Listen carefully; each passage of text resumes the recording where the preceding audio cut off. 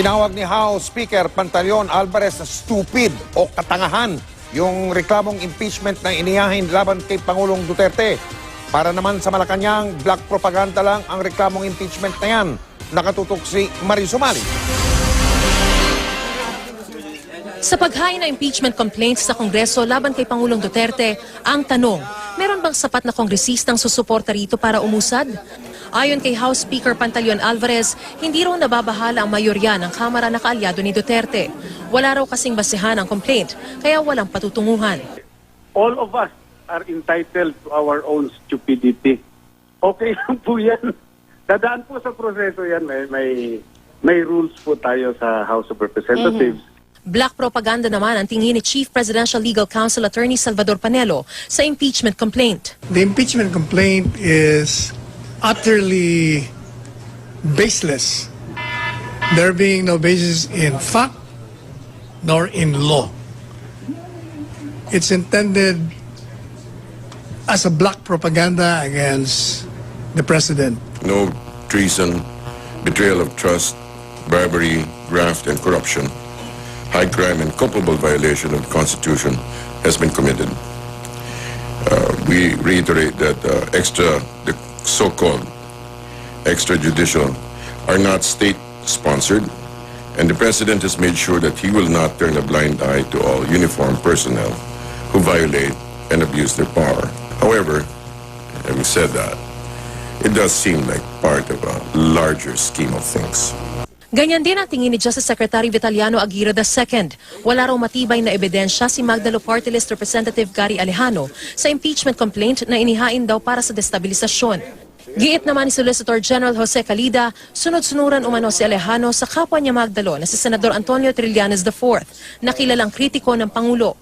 Kung lumusot man sa Kamara ang impeachment complaint, dadalhin ito sa Senado na siyang magsasagawa ng paglilitis. Ngayon pa lang, nagbigay ng reaksyon ang ilang senador na magiging hukom na impeachment court kung sakali.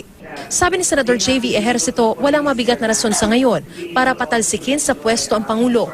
Tinawag pa niyang destructive ang naturang reklamo.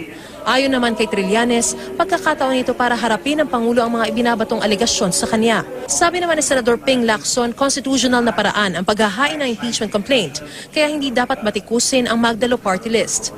Ganito rin ang pahayag ni Senadora Risa Ontiveros. Yung impeachment process naman ay isang constitutional process, pinagkakaloob ng ating saligang batas, bilang isa sa mga paraan na magsingil ng accountability ang mamamayan sa ating mga leader. Si Senador Kiko Pangilinan naman, sinabing sang-ayon man siya o hindi sa inihaing complaint, kailangang igalang ang proseso ng impeachment. Ganyan din ang sentimiento ni Senador Bam Aquino. At para kay Senador Win Gatchalian, kailangan suriing mabuti ang ebidensyang inihain ni Alejano. Kongreso, titignan yung mga ebidensya, titignan yung complaint, at titignan kung merong basis yung complaint. So, ulot-dulo, ebidensya lalabas. Mariz Umali, Nakatutok, 24 oras. Pa rin po ng impeachment complaint laban kay Pangulong Duterte, makakapanayam naman natin si Speaker Pantaleon Alvarez. Speaker, magandang hapon po sa inyo. Hi, sige, magandang hapon sa iyo. Apo, dito po sa sinampang impeachment complaint ay ano po ang naging reaksyon ng inyo pong liderato? Well, kagaya ng sinabi ko, we are all entitled to our own stupidity. Yun lang po yun. Apo, at Speaker, ang pinapaliwanag ko kanina ni Congressman Alejano ay talagang sinadya niya na ito'y i-file ngayong magbabakasyon na, magre-recess na dahil para may panahon daw na mapag-isipan itong isyong ito ng mga kongresista. Ano pa masasabi niyo rito? Well, okay yan. Para magkaroon ng panahon, para magmuni-muni yung ibang kongresista if they want to become stupid also.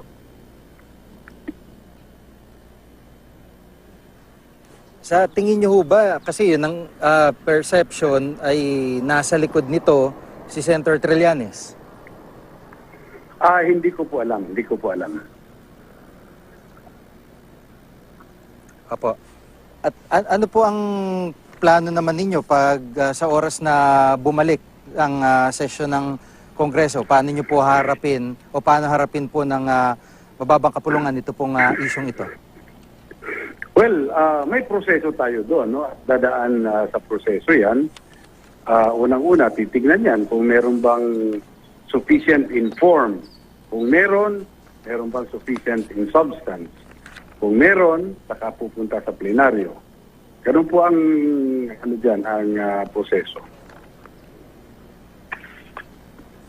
Opo.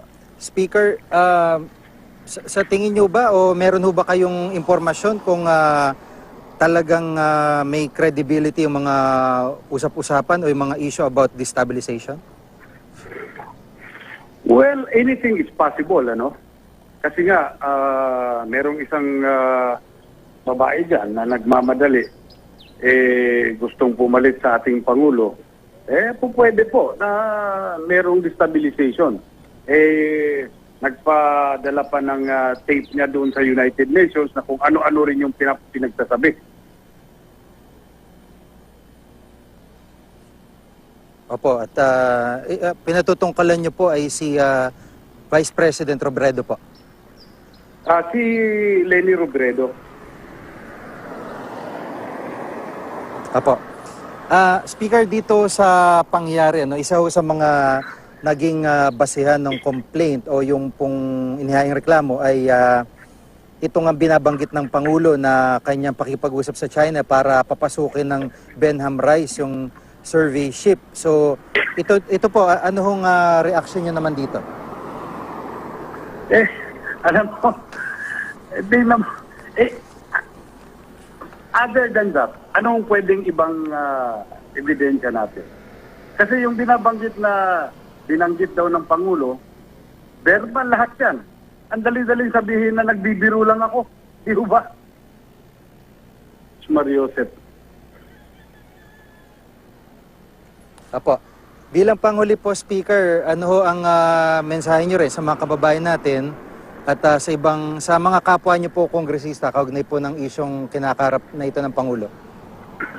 Ang mensahe ko lang po sa ating mga kababayan ay alam niyo po, napakalaki po ng problema na hinaharap ng ating bansa at sana ay magkaisa tayo at tulungan natin yung ating Pangulo. Kagaya po nung panahon ng eleksyon na nagkaisa tayo at siya ay nailuklok dyan. Sa kadahilanan po sa nasa kahabang panahon, ngayon lang tayo nagkaroon ng Pangulo na walang ibang layunin kundi ayusin ang bansang Pilipinas. Apo. Maraming salamat po sa pagkakataon si Speaker Pantaleon Alvarez. Salamat po. Walang matibay na basihan para ma-impeach si Pangulong Duterte hinggil sa issue ng Benham Rice. Ito ang sinabi ni Presidential Spokesperson Ernesto Abella kasunod ng babala ni Senador Antonio Trillanes IV na maaaring maalis sa pwesto ang Pangulo dahil sa issue sa naturang teritoryo.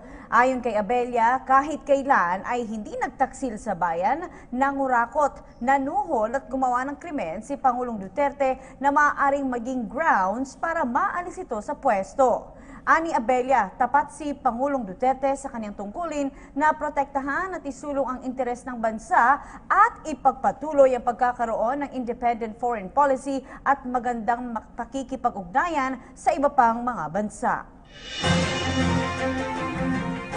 Kanina sa Kamara ang kauna-unahang hakbang para patalsikin sa pwesto si Pangulong Rodrigo Duterte.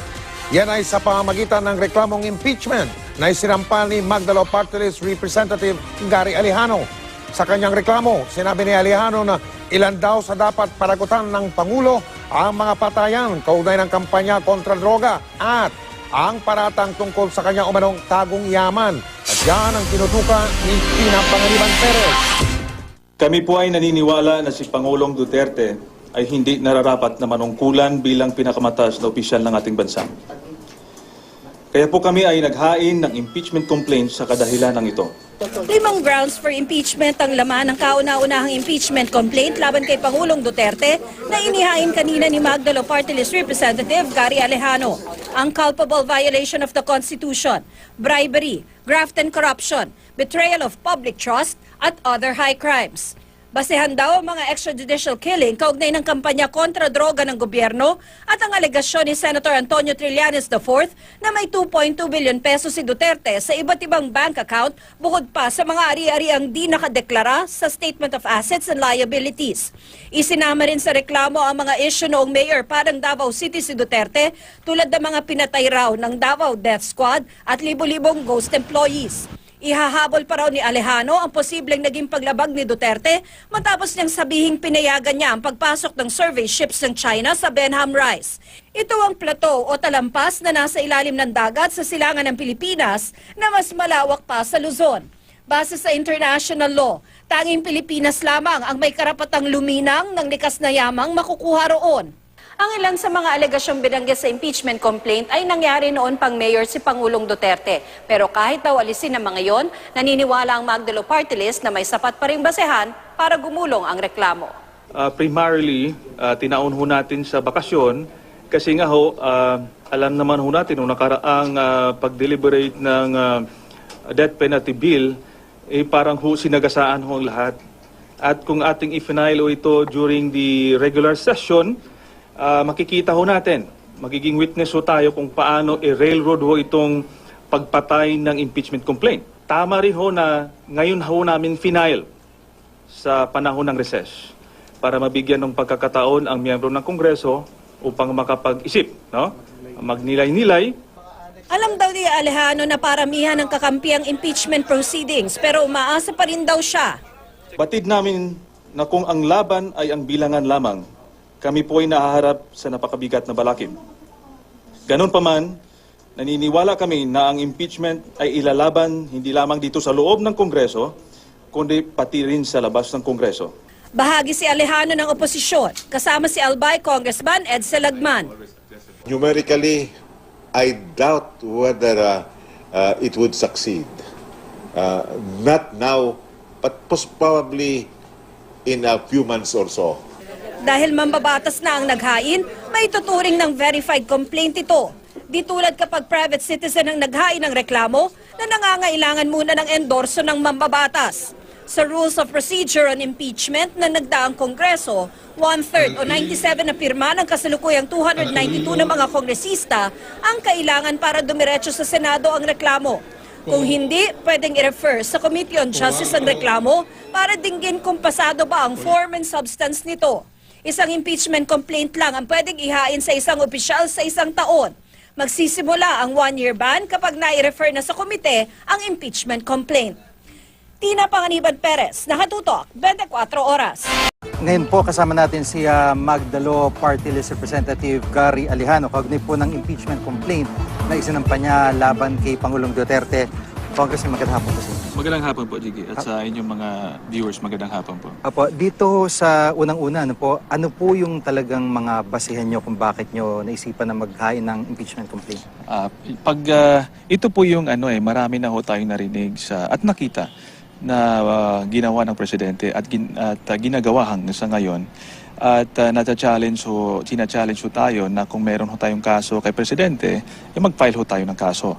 At alam ho natin na ang Presidente ay immune sa kaso. At ang isang paraan lamang na mapanagot natin ating Presidente sa krimen at sa violation ng ating Constitution ay ang impeachment. At ito po yung expression ho namin ng opposition sa Presidente dahil naniniwala ho kaming dapat managot ang sino man kahit Presidente pag ang ating saligang batas ay nalalabag. Apo, dito sa ilan sa mga nabanggit sa reklamo ay nung mayor pa siya na na-raise na po ng mga issues. So halos yung issue lang din sa China yung pasok po dito sa impeachment complaint. So ano po yung pananaw nyo kaugnay po nung reaksyon ng mga taga-DOJ, taga-Solgen na lumang issue po yung inyo pong binabanggit? Ganito po yan, hindi po ang majority ng complaints ay nung mayor pa siya.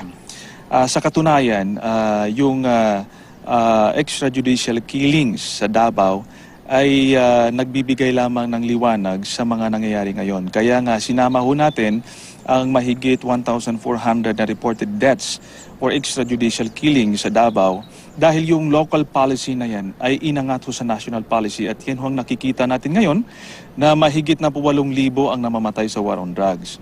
Kaya hindi po ito nung mayor lang siya. No, ito yung ngayong nangyayari for the past almost 9 months na nakita nating maraming namamatay na hindi po sinusunod ang rule of law at due process. No?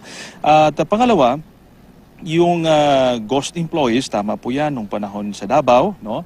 And yung unexplained wealth. Dahil ito po ay mag-i-impact sa kanyang pag-declare o misdeclaration o non-declaration sa kanyang SALN. No? Kung tunay ngang kontra corruption ang Pangulo, bakit takot ho siyang ipakita at ihayag sa kanyang SALN ang kanyang kayamanan? Kung hindi po ito nakikita sa kanyang SALN, ito po'y tagong yaman. Dahil mayroon ho tayong report at dokumento na ito'y nailabas na nga dati, na meron pong mahigit na 2 bilyon ang mga bank accounts ni Duterte. At hanggang sa ngayon ay hindi pa rin ho siya nagbigay ng formal authority, waiver, authorization, whatsoever, para mailabas ng concerned bank o even by the AMLAC na mapasinungalingan ang aligasyon sa kanya. So ito yung pagkakataon upang malagay sa formal na reklamo. Dahil pag nagkaroon ho ng hearing sa tamang panahon, ay mailalabas ho ito because we can subpoena the records. No? And panahon niya ito upang mapaliwanag sa taong bayan na talagang mapakita ho namin na nagsisinungaling ang Pangulo. Opo. Alam naman ho natin na labanan dito ay numbers. Ano po? Tama po. So, paano nyo po planong kumbinsihin yung iba? O kayo ba'y confident na makukumbinsin nyo rin sila? Ganito po, even if we understand na numero ang laban dito, kami po unang-una naniniwala dun sa aming impeachment complaint. No, maliwanag po yan sa kanyang mga public policy pronouncements ng pag-i-encourage, pagtutolerate ng pagpatay. No? Kahit nung sinabi niya, pating magulang, kaya niyong patayin yung mga anak niyo. No? Ngayon ho, sa numero naman ng pag-uusapan ho natin, precisely ngayon po namin final sa unang araw ng recess. At magkakaroon ho tayo ng halos 2 buwan bago mag-resume ang session. So in the interim, ito yung pagkakataon upang mapag-usapan, matingnan ang merito ng kaso, magkakaroon ng consultation ng miyembro ng Kongreso, even the parties, political parties would be able to conduct caucus in order to discuss and decide. No? So ako'y naniniwala na marami pong susuporta po dito.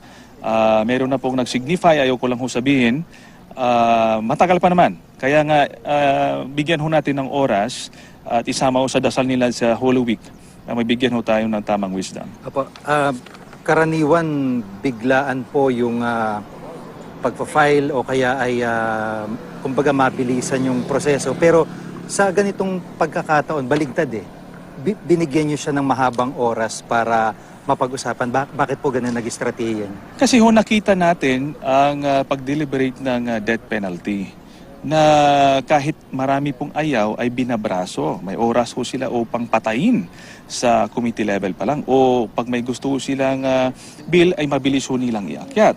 Kaya nga ho, para maiwasan ho nating i-railroad ang itong impeachment complaint natin, dapat ho mabigyan ng tamang oras para talagang mabigyan din ang miyembro ng Kongreso na ma-examine ang sarili nila. I believe karamihan ho sa ating miyembro ng Kongreso ay mapagmamahal sa ating bayan. At alam ko ho, mayroon na silang frustration sa loob ho nila. Nagbibigay lang ho tayo ng venue for them to express this in real terms. Apo. Pagdating ho dun sa kredibilidad, dahil siyempre ang impression, perception, nasa likod pa rin nito si Senator Trillanes.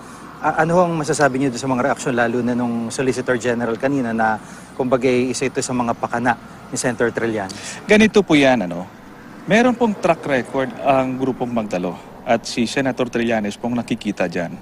Mula noon ay tumayo po kami laban sa korupsyon at kakatiwalian sa gobyerno. Ginawa po natin yan at the expense of our families, sa threat sa buhay namin. Ginawa po natin because we believe that it is our responsibility to the Filipino people. Ngayon po, ano ba ho ang sinasabi nilang kredibilidad sa kay Senator Trillanes? Siya po ay sinisiraan ng administrasyon ito, pero pag titingnan ho natin ang performance ng senador, ang kanyang ginawa, no? Makikita ho natin na talagang ginagawa niya yung trabaho niya at solid pa rin ang kanyang integrity. Ako po ay personal kong kilala si Senator Trillanes. Classmate ko po siya at alam ko ang kanyang pamumuhay. Apo, panguli na lang po, ano ho yung i-expect o abangan ng publiko dito sa naging hakbang po ninyo? Ganito po yan, ano? Karamihan ng ating kababayan ay hindi po talaga alam ang nangyayari sa likod. Hindi po ibig sabihin na nagpapatawa ang presidente sa kanyang mga speeches, na i-entertain ho tayo ay tama na. Ang importante po sa leader ay merong pagmamahal sa mga Pilipino, inaangat ang mga mahihirap sa kahirapan, hindi po pinapatay, no? Ang mga biktima ng kahirapan. So gusto kong magkaroon ng pagkakataon na malaliman na matingnan ng taong bayan yung isyong ito para ho makapagdesisyon ho tayo. At the end of the day, ako po ay nagdanais na itong patuloy na polisiya na labag sa ating konstitusyon ay tumigil na. Apo. Salamat po sa pagkakataon, sir. Thank you po. Si Congressman Gary Alejano ng Magdalo Party List.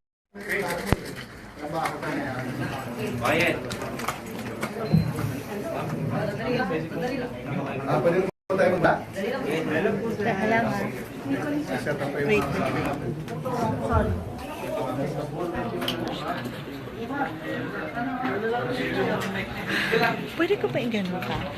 No more na. Because I started like this. Pero if this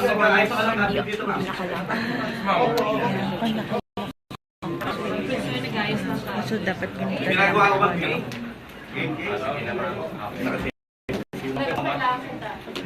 May monitor ko yung ano na. Audio, pwede yun. Okay, pwede po tayo.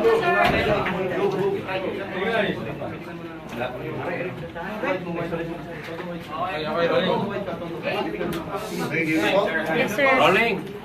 Magandang umaga po sa ating lahat. Ako po si dating Representative Francisco Ashley Asidillo. Dito po ako para mag-assist at mag-facilitate sa press con po na ito. Kanina lamang po, ang ating pong representante ng Magdalo Party List, si Congressman Gary Alejano, filed an impeachment complaint and was received doon po sa opisina ng Secretary General ng Kamara de Representante.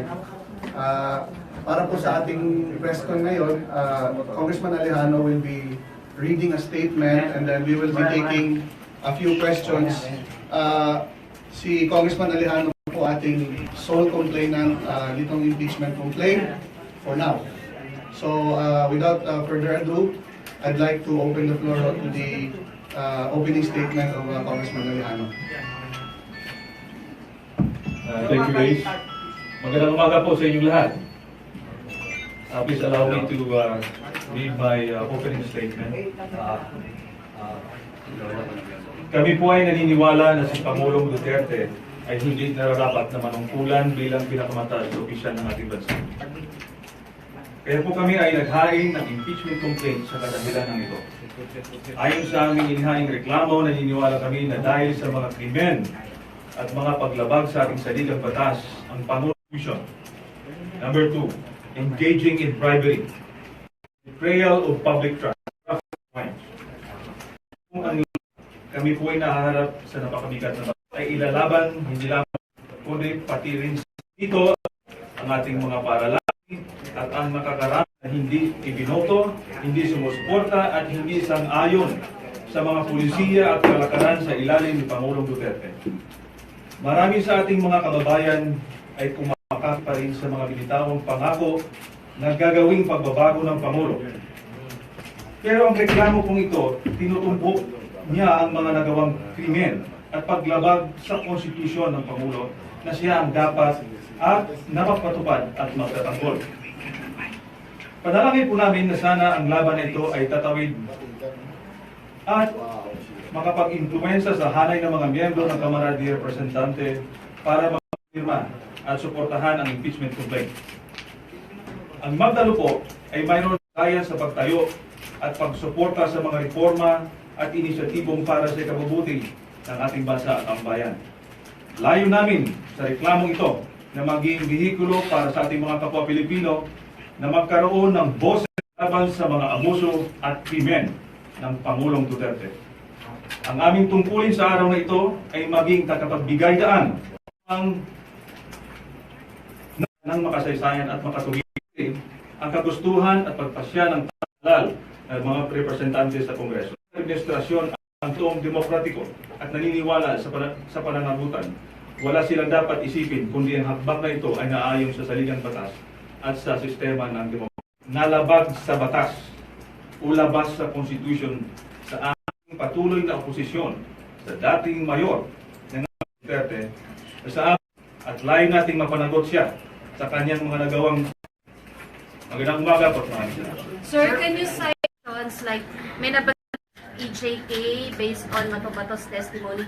Can you cite specifics? Sir, can you just elaborate nga kung ano yung parang pinaka-gist nung mga grounds na Mabibigat? Or ilan ba lahat yung crimes na yun, sir? Ganito po na. Of course, mga nilalaman ng impeachment complaint. Pero gusto ko lang ibigyan ng konting detalye. Unang-una, ang yung pagpapatay ng kapwa Pilipino tayo sa ngayon. No?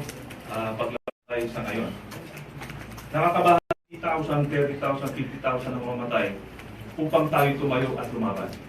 Pangalan, na squad ng panahon ni Den Tisha. Dahil naniniwala sa bansang ito, sa Pilipinas, na mapaloob po dito ang kanyang bank account. Marami at hindi man lang po ito na i-declare sa kanyang SALN o niya i-declare sa kanyang latest SALN. And then release ng more than 11,000 ghost employees in Davao City when was still natin, nakaraan po yan. Sa ulit-ulitin po natin. Sa ating bansa, hindi po pwedeng sino yung Constitution, specifically sa graft and corrupt practices. And then, yung ibang reklamo ay pinag-aaralan po natin. Specific sa pagkakaroon niya ng secret arrangement with taong bayan, hindi po alam na kahit ng kanyang gabinet. We have a conflict of interest and competing claims sa paghimasok ng China sa Benham Rice. So, ay pinag-aralan po namin, pinapag-aralan po namin magkaroon ng maliwanag na basihan. So, yun po yung wala yun sa complaint? Wala pa yun sa complaint? Wala po yan sa complaint. In the process ng impeachment? Or will you file a separate complaint for that? Well, initially, dito sa aming, dahil ayaw mo naman natin dito na yun nga, wala ho tayong diretsong documentary ito. But how confident? Dahil ang sabi ho natin kanina, kung numbers ho ang pag-usapan ho natin, nakita naman doon sa death penalty. So kung yun ang basihan ho natin, uphill battle ho tayo. Pero in fact, marami na rin may nag-signify na rin sasama ho dito. Ayaw ko lang pangalanan ng mga miyembro ng Kongreso. At tama rin ho na sa panahon ng recess ng Kongreso upang makapag-isip. At tingin ko sa estilo ng leadership dito sa Kamara, marami po ang masama ang loob at nakikita nila yung polisiya ngayon sa sistema ng demokrasya. Parang virtually meron po tayong marker. Sir, now? Hindi ko po pwedeng sabihin sa inyo as of now. Signify na sa pwedeng tayo lang po. RG, sir, yung po, sinasamantala niyo po ba yung timing ngayon na merong mga do it? Kasi as you said, may mga grievances sa estilo ng leadership ng House. Kasama po yan, but primarily, tinaon mo natin sa bakasyon, parang po sinagasaan mo lahat. At kung ating ipinayo ito during the regular session, makikita mo natin, magiging witness po tayo kung paano i-railroad mo itong pagpatay ng impeachment complaint. Although we are sure that they're going to do this, sa panahon ng bakasyon, sabi ko kanina, mapagbigyan natin ang miyembro ng Kongreso na makapag-isip. Sir, why did you include... Sir, yung Magnificent Seven ba solid na susuporta sa'yo sa impeachment complaint? And second, can you impeach the President based on some previous supposedly crimes he As committed, mayor. hindi bilang Presidente? Sa unang tanong nyo po, in fairness sa kanila, hindi po sila sinabihan. Hindi ko sila inform na ako'y magpa-file. I don't want to put undue pressures to them.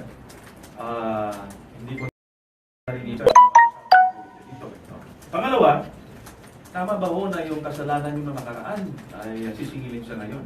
Sabi ko nga kanina, sa ating konstitusyon, may basihan mo tayo dyan, na lahat ng ginawa, lalo na high crimes and plunder, ay hindi po dapat exempted kahit sino man, kahit pangulo ka na. Ibig sabihin ho, mas murder ho ako at tatakbuhan ko ito pag ako'y pangulo na, hindi na siya masisingil. Kaya nga ho, hindi po pwedeng hindi siya sa masisingil dahil yung ginawa niya sa Davao, inelevate niya into in national policy at yun ang ating nakikita ngayon. Actually, yun yung basihan. No? Yung basihan, isa sa basihan. No? Pero ginabit ko na yung mga basihan nung siya ay nakaupo na ngayon. Sir, kayo po kakampi ng Liberal Party dito sa House. RG, before that, no? Just like to add, no? Okay, assuming as a point of law, yung acts previous have enough basis, as you can see in our commitment, based on the grounds based on acts and grounds committed. You have a question? Sir, kakampi ng Liberal Party dito sa House. Ito po ba ay suportado nila? Alam po natin ang Vice President natin ay taga-Liberal Party. Well, as of now, again, ayaw ko hong pamunahan ang posisyon ng Liberal Party. Pero ako'y naniniwala na ito'y importanteng pangyayari. And I believe ito'y pag-uusapan mo nila at magkakaroon mo sila ng desisyon. Pero let's allow them to decide. No, alam mo natin na may sarili silang partido at may sarili silang direksyon. Pero sabi ko nga sa akin, ito ho ang opportunity, nagbibigay lang ho tayo ng daan sa mga frustrated nating mamamayan, hindi lang mamamayan, kundi yung mga leaders ng ating bansa sa mga kaganapan sa ngayon. Sir, question. Sige, go ahead. Sige. Sir, dadaan sa committee evidence ba tayo, sir? Solid evidence na kinumit niya nga itong mga to? Initially, meron mo tayong mga annexes sa complaints mo natin. No, pero I don't want to go to the details of kung darating mo tayo dyan, ay lalabas mo mga ebidensya. Lalabas mo mga ebidensya. Sir, alam na wala. Pag tayo'y nagsisik ng katotohanan, meron pong subpoena power. Preso, at yung ating kung nilagay mo dito, they have the power to subpoena this document. Nasa inyo na po ba, sir, yung mga bank accounts? Kasi yung ibinigay dati, I think, sa Senado, matrix lang po yun. Wala po yatang copy ng bank accounts. Ganun. Ito ay sa dating reports, no? Sa dating inihayag, particularly by Senator Trillanes. But again, from the bank themselves, then we have to subpoena the records. Sasabihin ho, hindi to totoo. At hindi naman ho siya nagbibigay ng authority. Matagal na itong hamon sa kanya. Ngayon po, panahon niya po na harapin ito. At patunayan na talagang hindi po ito totoo. So pag tinala kayo, sir, sa Committee of Justice, doon pa na po kayo mag-move to subpoena these documents? Yes. Kaya ho sa tamang panahon, sa tamang proseso, tamang venue, gagawin po natin. Sir, alam ng lahat na you are allied with Senator Antonio Trillanes, the fourth being members of the Magdalo Party list. Magiging madali para sa Presidente na sabihin na destabilization lang ito. Ganito po yan. Ano bang definisyon ng destabilization? Dapat maliwanag po tayo dyan. Pag ikaw ba ay, yan ba ay destabilization? At yun po yung aming ginagawa. Bilang oposisyon ng bansang ito, gusto natin bigyan ng alternatibong pananaw ang taong bayan kung ano ba talagang tunay na nangyayari. Kung ito ba'y ginagawa natin bilang bahagi ng check and balance, bahagi ng sistema ng demokrasya, destabilization ba ito? Ito po kung ito'y kikitilin, ibig sabihin, virtually nasa martial law tayo, nasa dictatorship dahil walang gustong, ayaw niyang i-criticize ang kanyang policy. Kaya niliwanag po sa aking opening statement, walang kasamang extra-legal mo dito. Walang kudita. Walang other means. Sa proseso, nag-file po kami dahil yun po ang sinasaad ng ating constitution na pag gusto natin po nabutin ng isang pangulo na immune po sa kaso, impeachment lamang ang pwede. So doon po kami dumikit. Sir, doon sa 2.2 billion na supposedly pumasok sa bank deposit ni Presidente, may information kayo kung saan siya nanggaling? As of now, I don't want to go to the details. Sabi ko nga sa tamang panahon, yan po ay mailalahat. Sir, is this parang ginagawa niyo ba to para eventually makapag-file ng kaso before the International Criminal Court? Kasi bago agencies dito sa Pilipinas. Ganito lang po yun. We cannot stop anybody in filing a case before the International Criminal Court. Sa katunayan, maraming gustong magkaso. Ngayon, we want to exhaust all remedies in the country. Alam mo natin, wala hong pagdito ang kamalian ng Executive Department dahil kaalyado nga dito.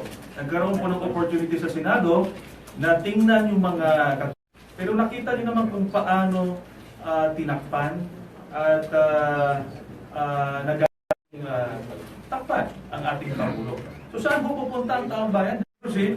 But they cannot convict the President. Sir, kung matalo po ang impeachment complaint dito sa Kongreso, iakyat niyo na po ba sa ICC? Well, tingnan ho natin. No?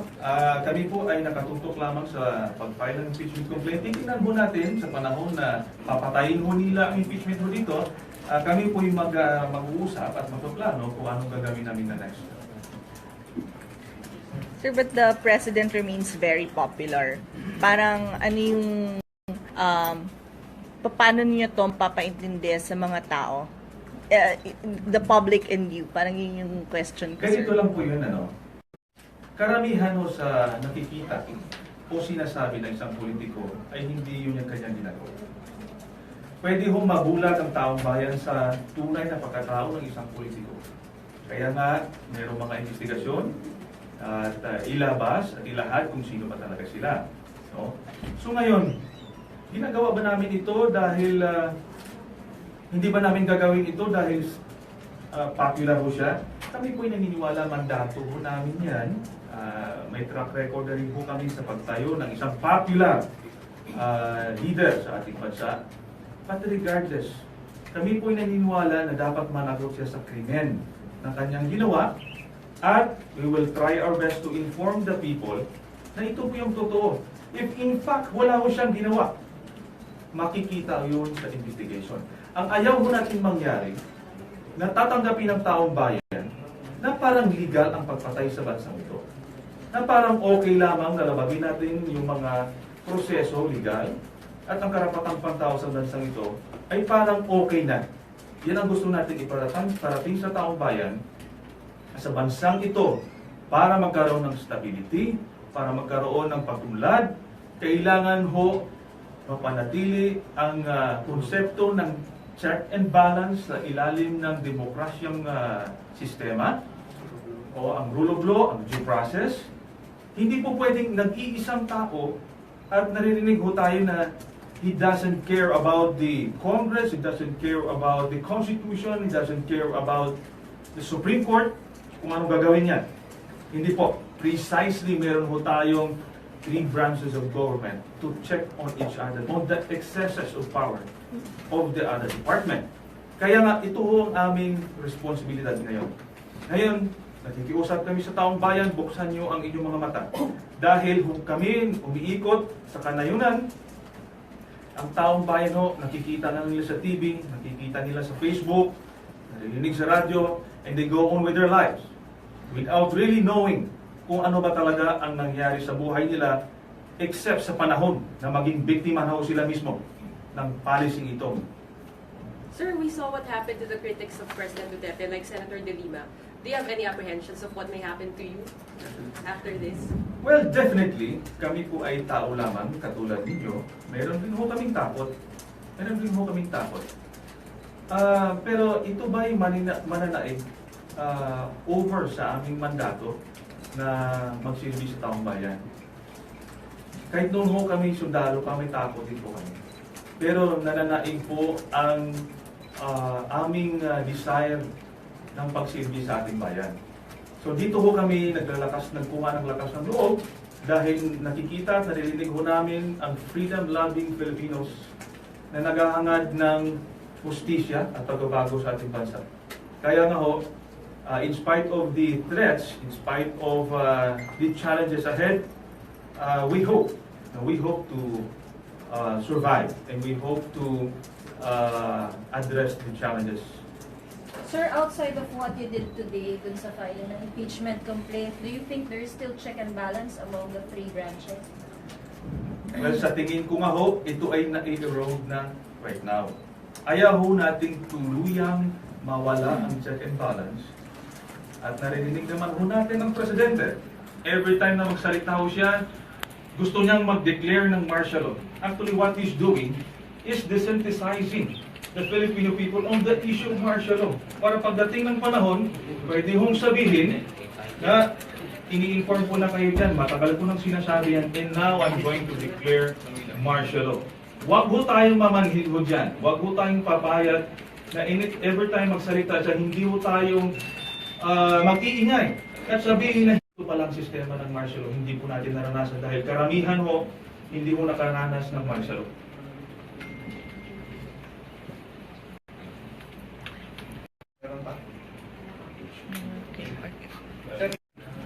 Ayon ho sa rules, no? 1/3 of the members of the House. So kung meron ho tayong 293, more or ang kailangan ho nating pirma ho dito para umusad ho ito without going through the Committee on Justice, without going through the deliberation of the committee, at diretso na po itong ipasa sa Senado. So that's a tall task, but we're confident that we're going to get that number. Di ba kayo? Complainants ba kayo? Congressman na si Vivian? Hindi po ako proper party. Hindi na po ako nagsisilbi sa Kongreso. Kaya nga. Pwede naman kayo maging complainant. Hindi na kayo... Magkasama naman ho kami.